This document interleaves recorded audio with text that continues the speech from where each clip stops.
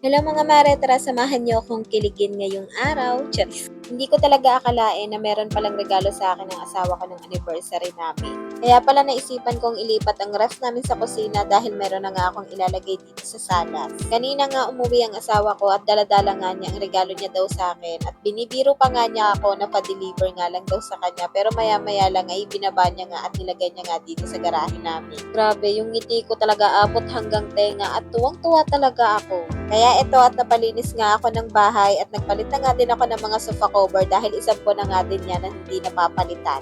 Akala ko talaga nagbibiro lang ang asawa ko ng anniversary namin. Sabi nga niya may regalo daw siya sa akin pero hindi talaga ako naniniwala. Lalabas nga sana kami ng anniversary namin kaya lang hindi nga natuloy dahil sabi nga niya ipagsabayin na nga lang daw sa 5 months ang aming bunsuhan para isang gastos na nga lang daw. At okay lang naman yun sa akin at wala namang problema sa akin. Habang naglilinis nga ako ng bahay ay grabe, tuwang-tuwa talaga ako. At excited na nga din ako kung ano magiging hitsura kapag nailagay na nga itong cabinet dito sa loob ng salas. Nakatapos na nga ako maglinis at nakapagwalis na nga din ako kaya binuksan ko na nga itong parcel ko at ito nga pala ang bago kong spin map. Subok ko na talaga ang map na to at talaga namang paborito ko kaya napa-order nga ulit ako ng panibago dahil meron nga akong pagbibigyan. At ito nga pala ang M16 Plus spin map ng Joy Boss at talaga namang gusto ko talaga ang spin map na to dahil talaga namang napakaganda ng performance nito. Akalain mo yon nahihiwalay ang malinis na tubig sa maruming tubig kaya hindi nga pabalik-balik ang dumi kapag nagmamap tayo ng sahig.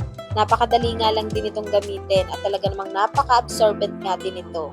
At para nga maipakita ko sa inyo kung gaano nga ka-absorbent itong map na to, ay nagkalat pa ulit talaga ako kahit nakalilinis ko lang ng sahig. At isang pasada nga lang ay talaga namang natanggal na ang toyo na nilagay ko dito sa sahig na. At hindi na natin kailangang kusutin ang fiber cloth nito dahil self-cleaning na nga ito. Kaya kung bet nyo nga din ang ganitong map, ilalagay ko na nga lang ang link nito dyan sa may yellow basket o kaya sa may comment section. At pagkatapos ko nga maglinis, ay pinapasok ko na nga sa asawa ko itong shoe cabinet at dahil medyo may kabigatan nga ito, ay ang hipag ko na nga ang tumulong sa kanya sa pagbubuhat. Made in aluminum nga ito kaya napakatibay talaga nito at iwas kalawang pa. Bukod sa sapatos, pinaglagyan ko nga din to ng ibang gamit. Grabe, mumurahin lang naman ang mga sapatos namin pero ang sosyal ng lagay yan. Buti na nga lang at color white ang pinagawa ng asawa ko para nga daw malinis tingnan. Kinahaponan naman ay nagpunta nga kami sa bayan para nga bumili ng cake dahil 5 months na nga ang bunsuhan namin ngayon. At eto nga pangalawa ko ay nangunguna talaga dahil meron nga ito palaging binibili dito at eto nga pala yung pulpuro na palagi niyang binibili. Sabi nga ng panganay ko, dapat maliit na cake nga lang daw ang binibili namin dahil kakaunti lang naman daw kami kumakain. Tama nga naman ang panganay ko, bakit nga hindi namin yung naisip ng asawa ko. Kaya sa susunod, maliit na cake na nga lang ang bibilihin namin. At syempre, bago kami kumain, ay eto nga muna ang ginagawa namin, yung sabay-sabay namin hinihipan ang candle.